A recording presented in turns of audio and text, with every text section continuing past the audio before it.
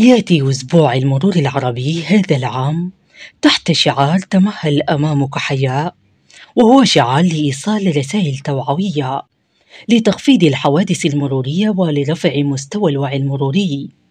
ومن هنا اكتملت الترتيبات لتدشين اليوم الأول لأسبوع المرور العربي بمحلية حلفا الجديدة تحت توجيهات إدارة مرور ولاية كثلا.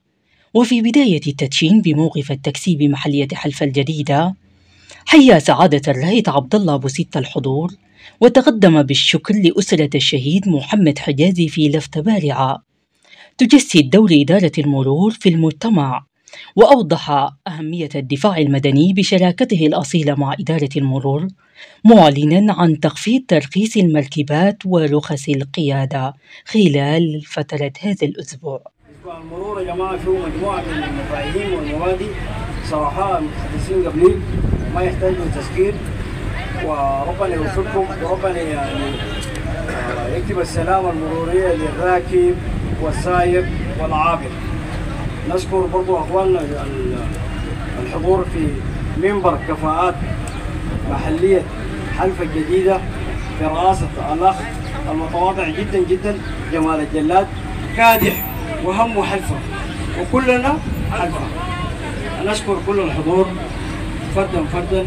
آخر حاجة يمكن ما دارين شكر أخواننا الإعلاميين دول يا جماعة بينقلوا صورة حية للآخرين.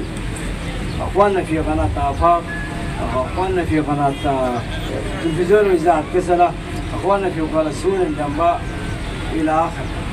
جزاكم الله خير.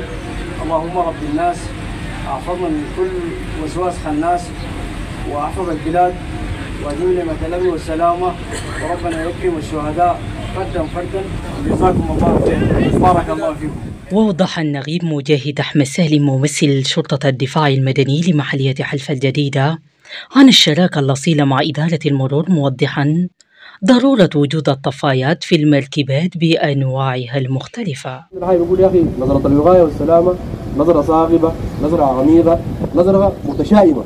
فأنا سعيدين والله للمرة الثانية إنه نكون جزء من الأسبوع المرور العربي للعام 2025، وسعيدين نشارك أخواننا في المرور في التوعية التعاطف المرورية اللي بتفتكر من 4 مايو لغاية 10 مايو. كتر خيرك يا سيد عبد الله، ونحن ايد بايد ونعمل في بوتقة واحدة. نحن معاكم يا مواطن حلفا غالبا وغالبا، والتزموا باشتراطات السيفتي لسلامتكم انتم وتمهلوا امامكم حياة. شكرا جزيلا. وفي ذات السياق ترحم ملازم أول محمد بكر على أرواح شهداء الكرامة، مبينا أن هنالك عدد من الأعمال داخل أسبوع المرور العربي، موجها النصائح والإرشادات لضمان السلامة المرورية. نحن قصدنا بهذا الاحتفال لأن هذا الأسبوع العربي له أهمية. إذا كان ما عنده أهمية ما كان اتفق العالم العربي كله ليوم واحد أسبوع المرور العربي. نوصي السائقين المركبات بالقيادة بسرعة مناسبة مع التخطي في الوقت المناسب. نمرة 2 احترام المارة في الطريق.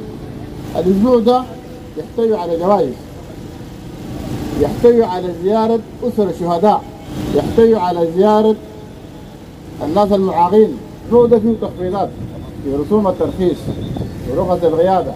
الناس تستثمر هذا الأسبوع. جزاكم الله خير الجزاء.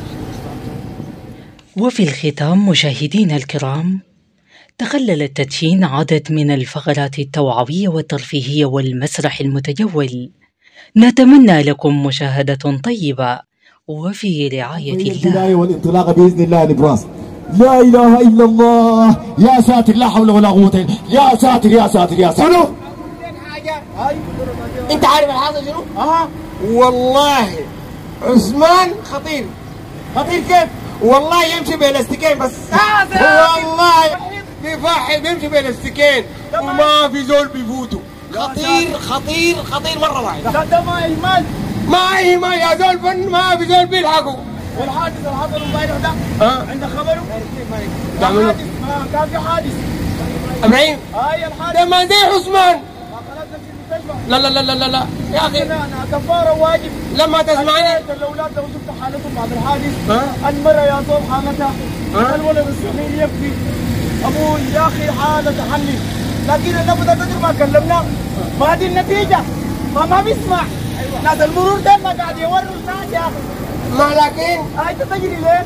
الرجال ده مش مشهورين بالتبعيد يا زول، ده فاتهم ليك ذاتهم هناك يا زول، ده خدتها لين بهناك يا زول، تحية لين كبيرة يا أخي. يا ساتر يا ساتر يا ساتر يا ساتر. مالك في شنو يا زول يا ساتر؟ انا اللي انا بركت لي من موته. لا حول الله يا اخي. بتاع الموتر يا اخي جاي لافي، شفته في الشارع بتاع المستشفى بتاع المعلمين، لا بتاع التنكر جاي من كده بس لقى بتاع الموتر قدام. ما هو ماشي في شارعه لكن داير شنو؟ يتفادى بتاع الموتر. دخل ما انا لافي جاي بس اشوف لك بتاع التنكر جايني كده ده بس دغري. انا قمت اجاري كده خشيت المدرسه هناك وبتاع التنكر خش جوا الخول. لا حول الله. اطفال يا دوب بيلعبوا بالعجله في السوق. لا الحمد لله ما في شيء. والله امبارح شفتها؟ لكن بتاع الموتر بتاع الموتر في بوكس بورا التنكر ما شايفه. الوقت جا كافته كده الموتر تجاري بالواطو وبالسايق وبكله شفته ماشي. لانه بتاع البوكس ذاته جاري شديد. يا اخي تمهل امامك حياه. لا حول ولا قوه الا بالله. لا حول. تمام حياتك انت ولا حياه دول ثاني؟ تمهل امامك حياتي ولا حياه الثانيين؟ انت حياتك دي قايله منك يا اخي. انت ما في ناس ثانيين شركاء فيها. انت قايل بس حياتك تصرف على كيفك. لا في ناس ثانيين. الطريق دي حقنا كلنا حق اي زول. تمهل العجله الندامه. انا جيت زمان وصاني. قال لي قال قصه سريع امشي بالراحه. انت ملك الرائد عبد الله بستة. هاي يا رئيس القسم تسهل والله يا خالد. انا اذا رفعت العصايه دي كده فوق معناته داير شنو؟ معناها يا جماعه انا ضايع، انا رايح، انا وين؟ يجي اي زول يقول لي يا جماعه وروني انا وين؟ دي معناها شنو؟ معناها انا رايح. لو خدت العصايه دي 80 درجه كده ويدي فوق، انا يا جماعه داير مواصلات.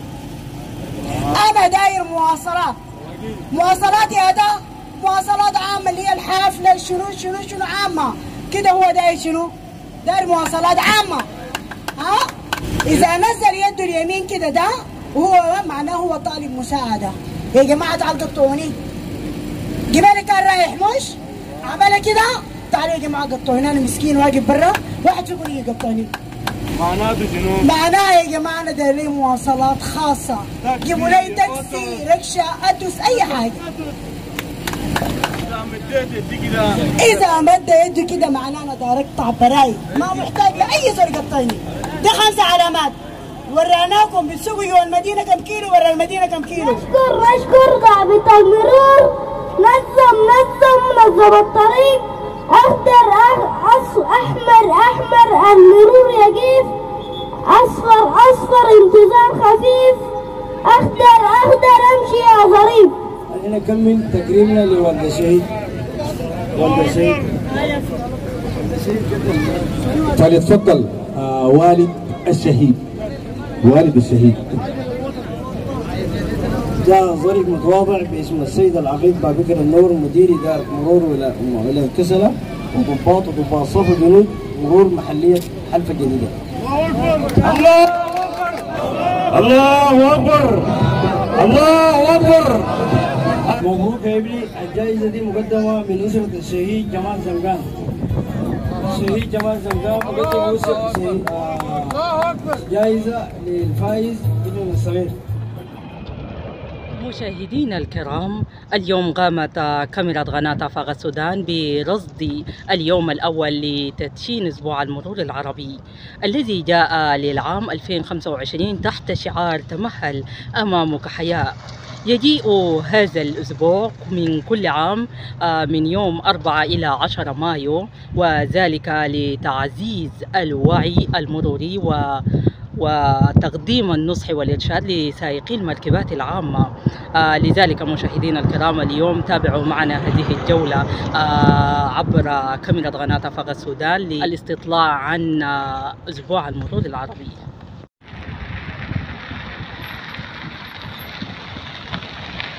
عليكم الأخبار والصحة كيف؟ تمام الحمد لله.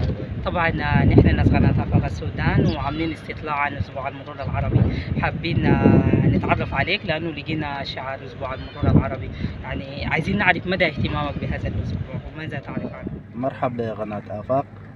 أنا بشرى عثمان المهدي صاحب مركبة.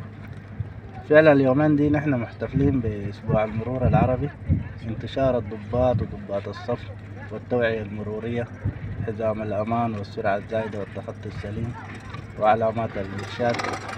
فالحمد لله الناس استفادت كثير من الأسبوع ده، بالإضافة لأنه في قيمة الترخيص في تخفيض 50%. شكرا لكم وقناة آفاق. السلام ورحمة الله تعالى وبركاته. قناة آفاق السودان. قناة آفاق السودان طبعا القناة المعروفة بالنسبة لنا في محلية حلفة الجديدة ونهر عطبرة، هي الرقم القياسي بالنسبة لنا نحن. بالنسبة لإشارات المرور وأسبوع المرور العربي، تقريبا اليوم بدأ أسبوع المرور العربي، وزي ما قال أخونا بشرى المهدي في انتشار كبير جدا جدا من قوة الشرطة، من ضباط وضباط صف وجنود. احتياطات الأمان بالنسبة للمركبة وأصحاب المركبة والسيارة في خط عبور المشاة، الوقفة الكاملة في انتظار إشارات المرور الضوئية من أحمر لأصفر لبرتغال، لازم تكون في وقفة كاملة تجنبا للحوادث المرورية. وخط عبور المشاة بالنسبة للمتمثلات الشريحة الطلابية، دي من أجمل الأشياء التي مرت علينا في حلفة، خط عبور المشاة. ونحن شاكرين جدا جدا لشرطة مرور حلفة الجديدة بهذا الأسبوع، وإن شاء الله نكون معهم دوما وأبدا. نحن أصحاب مركبة، وشكرا جزيلا. هشام حسن صاحب مركبة، شكرا جزيلا.